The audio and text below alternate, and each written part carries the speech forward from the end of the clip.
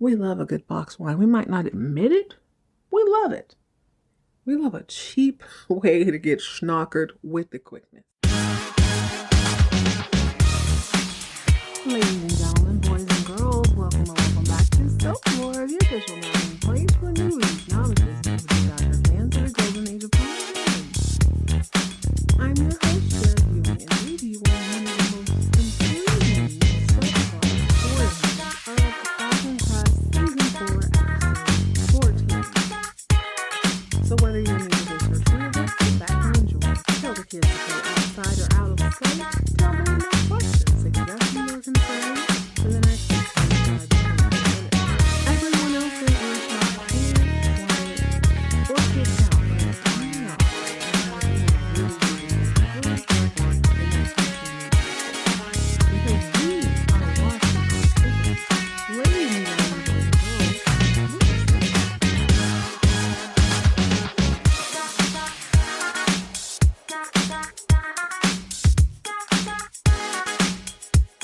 hello, gorgeous.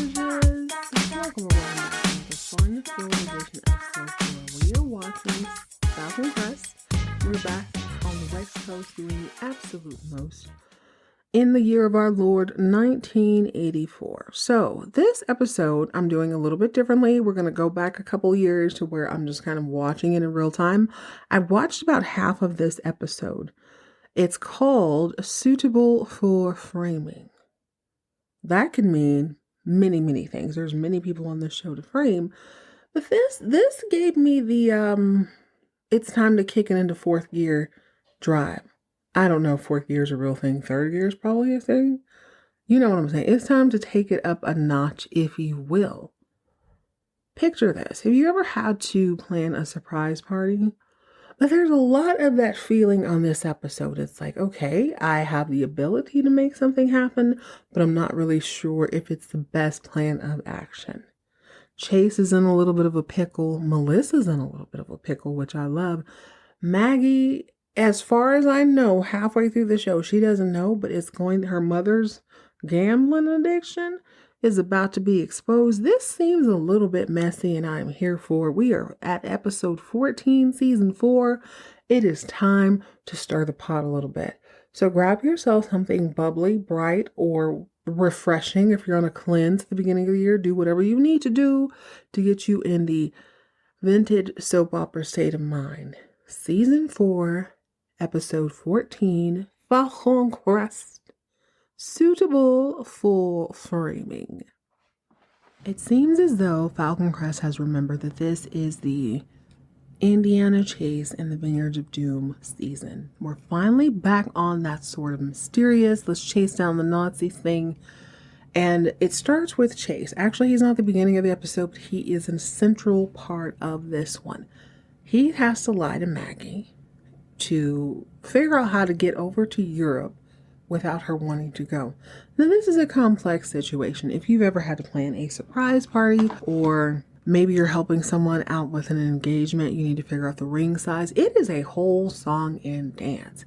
I'm going to drop a little gems on y'all, okay? I've done this more times than a little bit. If you ever need to figure out someone's size in clothing, what you do is say, okay, I'm having t-shirts made for blah, blah, blah. Make up something. If it's almost Easter, I'm having Easter t-shirts made. If it's almost time for a reunion, I'm having reunion shirts. What's that? You do that sort of thing so that you have the information that you can pass it back to the party who needs it. In a situation like this, though, it's like, okay, I need to go to Europe to investigate a cartel that no one else knows about other than Richard and myself. And I need my wife, who's very smart, she's an investigative reporter, to not want to come along. What do you say? Well, apparently in Falcon Crest, you say, oh, the barrels with blah, blah, blah aren't working. I really need to get those before we start doing X, Y, Z. She wants to come, obviously. He's like, oh, no, honey, this isn't going to be much of a vacation. This is going to be such a drag. It's going to be so much work. Why don't you just stay here? Plus, your mommy's here. Why don't you hang out with your mom? He's talking fast, and he gets out of it. But Maggie knows that something is amiss. She knows for sure that there is something wrong. She can't quite put her finger on it. And you know, Maggie is not one to pry. Melissa shows up to Lance's office at the Globe to return their wedding ring. She's like, you know what, boo, this ain't really working for me. Cole feels like I should give it back to you so you can recycle. I guess that's shade, but it's Cole shade, so who really cares? Because, I mean, if you're comparing the apples to apples, Lance is winning. And he goes, okay, blah, blah, blah. Cole might run Falcon Crest one day. Oh, by the way, baby girl, my grandma put me back in the will. Now, she didn't exclude you, but what she did was gave me this trust. So now I'm ahead of you. Everything while she's alive, she's going to give me all her things. And then there's probably not going to be nothing left for you. Now, Melissa scoffs. Baby boy, I am the heir to Falcon Crest. He's like, you're not really the heir if there's nothing left. It's like being the heir to a storage facility that someone else cleans out. I mean, you just have like 4 walls of 10. You're not gonna have anything. I'm gonna have all the things. She starts, oh, okay, so Angie wants to play dirty. I got time today. Don't forget that my last name is Agretti, number 2 in the wine business in this valley. So what she does is she goes to Tuscany Downs, which is the new La Mirage or whatever. It is the Peach Pit. It is the Max. She goes to Tuscany Downs and she bumps into Florida man. Hey, I know you. You're wonderful. Hey, would you like to have a little drink with me? And Joel's like, yeah, sure. Oh my God, I see all those bruises on your face. Lance really whooped your ass real good. And Joel immediately knows what's up. Okay, little girl. Yeah. Maybe he got a few sucker punches in, and what? What do you want? She's like, listen, I know your type, and I can smell poverty really well, so I'd like to do you a solid. Why don't you do me a favor, and I'll do you a favor? He's like, what you talking about? She said, well, I don't really appreciate this BS divorce agreement that I was given by Lance, so if you could help a sister out, maybe, help me out with his grandma or him, I don't really care either way. I can make it worth your while. He's like, oh, really? Okay, little girl. This seems scandalous. This seems very dirty. How about 25,000 doll hairs? She said, listen, you make it stick, I'll give you 50 American doll hairs. And he's like, well, listen, say less. I will figure it out. Among other people who want things just gone from their presence, Angela is not dealing well with Richard's new third priority within Falcon Crest, and she's doing whatever she can. She's like, listen, we don't sell cheap jug wine. We don't sell table wine. You have to figure out something else. I'm not going to embarrass my family with this. Now, the manimal, who is the new Philip, is sitting in on all this. And he's listening to Richard. Richard's like, fine, I don't care. You don't have to put Falcon Crest's name on it, but let's just put it out there. It's going to be great money. Nah. Angela's like, get out of my face, you weirdo. So as he starts to leave, he wants to brag a little bit. This is a cardinal sin when you're dealing with an old lady, especially an old lady with money, because she's been around the block many, many times. She can handle you without blinking. And he's like, you see, my empire is spreading. Angela, yours is kind of stagnant. I can't imagine why you wouldn't want my help. I seem to be him in Tuscany Valley. I've only been here 10 days and look at what I've done. To get under his skin, she's like, oh, you know what? Matter of fact, Lance didn't come home last night. I think he might have been banging your daughter. Angie, why? Why go there? Why was that the next thing out of your mouth? Because she's petty. That's why. Once Richard leaves, the manimal's like, yo, I mean, I know I work for you, but this is not a bad idea. Table wine is cheap. It's quick. If there's no Falcon Crest name on it, why would you turn down this money? She's standing on business. She's standing on principle. I am the only person fit to run Falcon Crest. I'll be damned if Douglas's bastard is going to take over my legacy. It ain't happening. She's willing to turn down money on principle. And I realized, I feel the same way. You got to do what you got to do. But I mean, hey, table wine, box wine is a big deal. They don't know. This generation, the baby Joseph is a first millennial. We love a good box wine. We might not admit it. We love it. We love a cheap way to get schnockered with the quickness. But Angie is not having it. There will be no jug wine on her label on her time. You better believe that. You can take that to the bank. On a more uncomfortable note, Maggie's mom, Charlotte, because Angela has introduced her to gambling again, she's come fresh out of rehab. Nobody knows that. She's got that bug, y'all. She's showing up at Tuscany Downs. She's running out of money, and she goes and she asks Pam for a voucher. Now, I don't really understand how this works, but I don't really know what that means.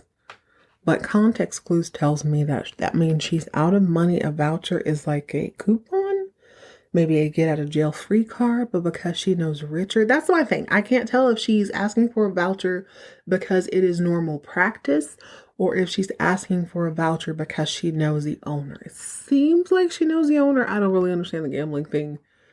It is what it is. So Pam does not embarrass her. She's like, of course. She takes him over to Richard. Richard's like, okay, well, a couple $100 due. That's more than enough, babe. Thank you so much. And then Pam and Richard talk privately, like, okay, is this on the house? What do we do? And he's like, listen, it's fine. I'm going to let it ride, but I do need to tell Maggie about it. Now, when he does tell Maggie about it, he is discreet, which I appreciate. There's no reason to embarrass this woman. She is a lovely woman. So what if she has a little bit of a gambling problem? She's not harming anyone. She's not harming herself. But it's just like, I respect that Richard wanted to make Maggie aware of the situation. So Maggie reads the situation, not like, oh my God, you have a gambling problem. She's like, Mom, if you need money, ask me. And she can say that because they have inherited over $5 million from Jacqueline. I had forgotten that, which is probably like 4 times as much in 1980. All is well. But then we see Chase in Europe. Now, the whole rundown is that Chase needs to find out who the cartel is, and he's doing it with his eccentric friend Ben. Now back at Falcon Crest, Angie comes bursting into the wine house to let Cole know that this whole BS champagne operation that she has hated from the beginning is over. Cole said, you can take it over with my daddy when he comes back from Europe. She goes, no, I ain't gonna take it up with your daddy. What I'm gonna do is get the sheriff and 11 of his people down here to boot y'all out. And Cole's like, bet, guess what? I'm going to tell Melissa to bring me a sleeping bag. I'm going to sleep here. There will be no riffraffery on my watch. You talk to my daddy or no? She's like, do what you got to do. Now, Maggie, for the first time that I remember, wants to knuck if you buck, if you will. She comes into Angela's office a little later in the episode and she's like, what you're not going to do is disrespect my baby. I just found out that my only son is sleeping on the floor of a wine house because you are intimidating him. Who do you think you're talking to, Angie? As happenstance would happen, Richard happens to be there discussing whatever it is about the champagne that you just talk about. So Maggie's going off and she's like, my husband is on business in Europe, handling your business. How dare you stab him in the back? Angie's like, listen, I don't know what he told you, but ain't no Falcon Crest business in Europe, baby. We are on American soil. We're handling it here. So she's a little bit embarrassed. She has to storm out. Richard feels away because he and Maggie seem to be very good friends. So now Maggie's suspicions about Chase are confirmed. But lucky for us, he's not wasting time. He's not pussyfooting over in Europe. He's actually handling business. The first item of business, he and Ben go to the convent and they speak to a nurse. Now the old nun, who gave all the information about Richard and his birthright and all that blah, blah, blah, blah. She has gone on to glory. She is no longer with us. But her homegirl is still alive. And she's like, I never heard of no Richard Channing. Chase like, well, maybe you've heard of my mother, Jacqueline Perrault. I don't want to talk about her. The nun is not having it. She don't want to talk anything about that. So they go into the whole Denault thing, who Richard is, and they need to find out who Johann Riedman is. She's like, I don't know who that is. I'm not going to help you. I need y'all to leave. I need y'all to get out of my face. I don't want to talk about this. So Chase and fun friend Ben get up and they leave. And to my surprise, I'm like, damn, the nun was like not having it. She don't know who this is. It's worth mentioning that this nun is significantly younger than the original nun. Not that that doesn't mean anything. Everybody has a work BFF. Some of my best BFFs are in there. They're knocking on 70 now. I'm telling y'all, we had a time. Shout out to my girl Blanche and Dorothy. Not of... the Golden Girls, but just wonderful women that I got a lot of insight in when I was like 20. It was amazing. I love them so much. Still talk to them to this day. So it's not unusual that young nun is like, that was my homegirl, but I don't know these people. Turns out she really does. Maybe she does. I don't know if she does or doesn't. But when Chase and Ben leave, tell me why Spears comes popping out of the closet. He has gone on and he has intimidated this woman. He is on his due diligence. And it is brought to my attention one more time. I had totally forgotten about this after Reedman blew up his father in the car. No one knows that the original Reedman had a son. So they're sort of chasing a ghost until someone puts two and two together. Very interesting, very wonderful writing, because I don't know how that's going to be exposed. I would imagine that he and Richard were in the same. Oh my God, do you think, whoa, I just had a thought. Do you think that Richard and he are brother and sister? Brother and brother. Maybe they shared the same orphanage? That seems like that would be a thing. Anyway, the nun is mums. She don't want to talk about nothing. So Ben has arranged a meeting with this lady named Lydia Boulanger. And all she talks about is the whole cartel. She's like, listen, I know Richard. Basically, he was heir apparent of the cartel, but he left the cartel a couple years ago. He didn't want anything to do with it. I know there was this whole plane crash, and Chase like, yeah, I know all about that plane crash. Did you know I was the one flying the plane? She's like, no, I didn't know that. Yeah. Well, she's like, well, the cartel sabotage. Oh my gosh, sabotage. Sabotage that flight. Wasn't Richard, it was them. They're trying to get at him. So now Chase is feeling a little bit protective, like, dang, this is my half brother. Seems like he's not doing these things on purpose. It seems like he has this attack on him. He has a target on his back for no reason. I'm going to get to the bottom of this. We need to find this Johan person and put all of this to bed.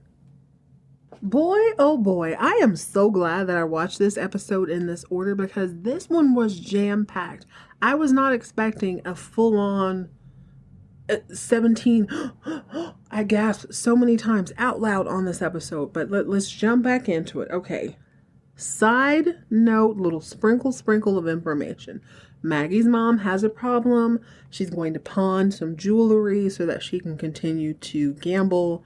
But Pam, Richard's ex-lover, new lover, that's the thing. They're not really talking about it. But if perspective pushes true to me, it seems like they're back together, but nobody's saying anything about it. She's still just as loyal as possible because she understands she has a checkered past. She can't really have another job as far as she knows. But she is the head of security. And as head of security, she has found several bugs. She's like, yo, Rich. She comes up to him and she goes, dude, she drops a couple things on the table. I found these in your house, baby. This is a mess. These are government grade. I know spying. These are the creme de la creme of the spy software. So he's like, what the F? Actually, like, I need you to keep working on this so that this happens. Now, while they're having this very deep discussion about why he's being spied upon, he's like, why is anybody watching me? I ain't doing nothing. I mind my business. I wake up, try to sell cheap bottled table wine. I try to make a move at you. I try to sleep with older women. I gamble on racehorses. And then I go home and go to bed. Why is anybody looking at me? She's like, I don't know, Rich. But as they're talking about this, Maggie's mom comes up and she's like, yo, Rich, can I get another voucher? And he stands on business. He's like, it was an exception the first time. I can't do it anymore. She's like, don't worry about it. Goes to a pawn shop, which is apparently overflowing with business because of the racetrack. The gamblers are coming in. And I don't know if it's good for business. Seems like if I am a pawn shop and people are only selling me things, maybe it's not great business. But whatever. That's that on that. I want to talk about what's going on in Europe. So, meanwhile, in Geneva, Chase is on one. He and Ben come up with this master plan that they're going to bum rush this guy named Weller because he has the information. So Chase runs up on him in his McGruff the crime dog outfit, and he punches the dude in the face. So people, like, he's pulled away, but while he's being pulled away, Ben comes in and he pulls Weller away so they can have some sort of conversation. Well, you remember pretty girl Lydia? Lydia comes to Chase a little later on. I guess the plan was that Ben was going to meet Chase at this restaurant in Geneva, and pretty girl Lydia, I mentioned pretty girl because it feels like there's a little bit of a vibe as I watch this particular scene. She comes and she informs Chase that Ben is dead. Ben is dead and so is Wheeler. And they embrace and they hug. And it's just a little bit too long. You know what I'm saying? It's lingering. It's a little too much. I feel like something's going on. And she's pretty. So Chase is like, well, crap, let me get my butt back to the US of A with the quickness so that I, too, don't befall the same fate as my dearest friend, Ben. Luckily, Chase arrives in the US of A right about the time that Angela brings in the sheriff to kick Cole and Melissa, who've been sleeping in the wine house, out and all of their champagne equipment.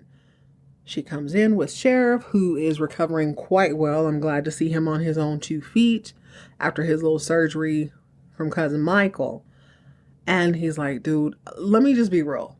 Let the record reflect that I don't really give a damn about wine or champagne. I don't really want to do this, Chase, Cole.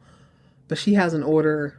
The judge signed it. I have to execute the duties of my position. Unfortunately, it means kicking you and your girl out and all of y'all champagne making equipment. Now, right about this time, Maggie and Chase shows up. He's still in his McGruff the Crime Dog outfit. And Maggie has borrowed something from Pam. She is in her Carmen Sandiego realness, but she's also a wink and a nod at Crystal. So it is a white and cream ensemble with the hair tucked under the hat. She is coming in to solve a mystery. Angela, back away from my son. And Angela's like, oh my God, girl, here you go. Oh God, these new broads think they're so cute.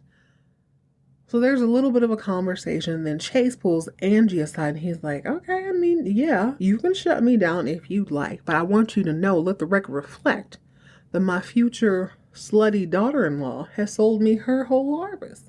And I know that Falcon Crest can't survive without the Agretti harvest. That's right.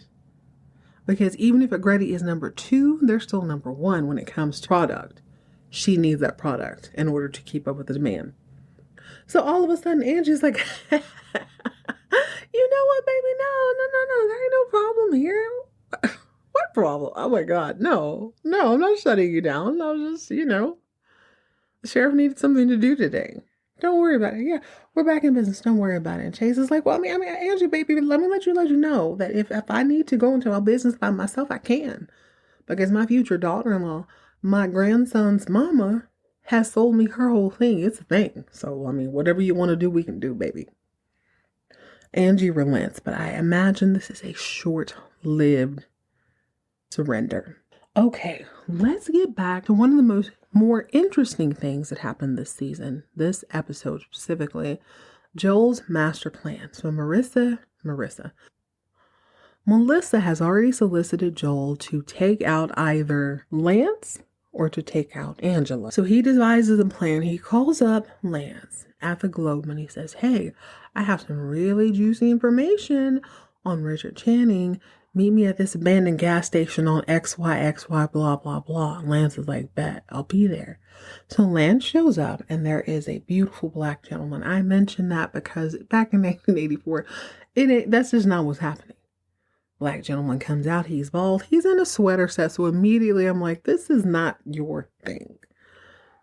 Mr. Sweater Set says, hey, come in here or I'll rob you, blah, blah, blah. But he basically puts Lance inside of this abandoned gas station. He locks it up. Joel comes around the corner and he's like, okay, great. I'm going to take Lance's car now and handle some business. So the business is Angela is on her way to something like the Daughters of the Alamo, but for wine. So let's call it the Wine Sisters meeting. She is the president and founding member. She's on her way in her little yellow Mercedes Benz. Joel is driving Lance's red little coupe and he's following her. He almost runs her off the road. I can't tell if this was the plan or if this just happened, but it seems like it just sort of happened. The plan seems to me like it was going to be to run her off of the road and kill her. But what had happened was the sheriffs were already in town for whatever reason, possibly because they were raiding the wine house or whatever.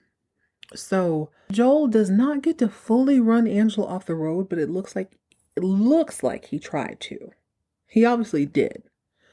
But they don't know that it's Joel, the Florida man. They think it is Lance, the California kickboxing man. So Lance, let me just tell you what, as far as hostages go, he is a dream come true. He is not making a fuss. He's not screaming. He's not trying to break through. He's not trying to break windows. He's minding his own business in the abandoned gas station until he is released. Once he's released, he drops in his little two-seater and he does what other rich people do. He drives to a payphone and he calls the police. He is so privileged that he is not even clocking the fact that he is being surrounded by policemen. He hears the sirens, he hears all that, he continues his phone call, and then he casually walks to his little two-seater. When the sheriff pops out and he's like, oh great, I was just calling you guys. He's about to tell them what happened to him. And they're like, you're under arrest for the attempted murder of Angela Channing. Now, those of us who live in the real world understand that you cannot, somebody may be driving badly or driving poorly does not equal attempted murder. But in primetime soap opera land, it does. Bringing us back to the title of this episode, Lance was framed. Honest to God, I didn't even really think about what the title meant, but yeah, they're framing Lance. And I enjoy these episodes so much more when I know that he was probably coked out of his mind as he films this. But you know, whatever works. Not condoning drug use, but I mean, I'm not gonna. It is what it is. All right, party people, thank you for joining me today. I think this is a good place to stop right now. There is so many things that happened during this episode. Melissa formulated a plan to get herself back into Angela's will. But I mean, it's like if you take out Angela, Lance gets everything right away. If you take out Lance, then she is left without an heir apparent, which is a better plan. We'll see how this turns out. Joel, the Florida man, at least at this point understands, at least one person in the valley understands that he is a scumbag who is using Terry. Now, Melissa doesn't know everything, but she seems to do her homework. She might just find out a little bit more. Chase is in a little bit of a pickle because he can't make up any excuses, and he's also explained to his wife why he went to Europe. But his homeboy Ben is, as far as we know, dead. Now, I didn't see nobody. I didn't see anything that led me to believe that he might actually be dead. But we'll have to see how that turns out. We didn't hear from Julia at all this episode. Yeah, now that I say that out loud, I'm not really sure what her role would be in this episode. I can't imagine what else she can do if people feels like she's dead. But I'm curious to find out because Falcon Crest has stellar writers. Alright guys, that's it, that's all. Join me next time as we jump into a double scoop of Dallas. Let's get down to the nitty gritty. Is JR going to take over everything? It seems like it because Bobby seems to be fading fast. In the meantime, in between, do not take anonymous calls from anonymous TMZ types. You don't know anything from Adam, and 9 times out of 10, they'll not be in an abandoned station and you'll be screwed once again. Okay? Just don't take the phone call.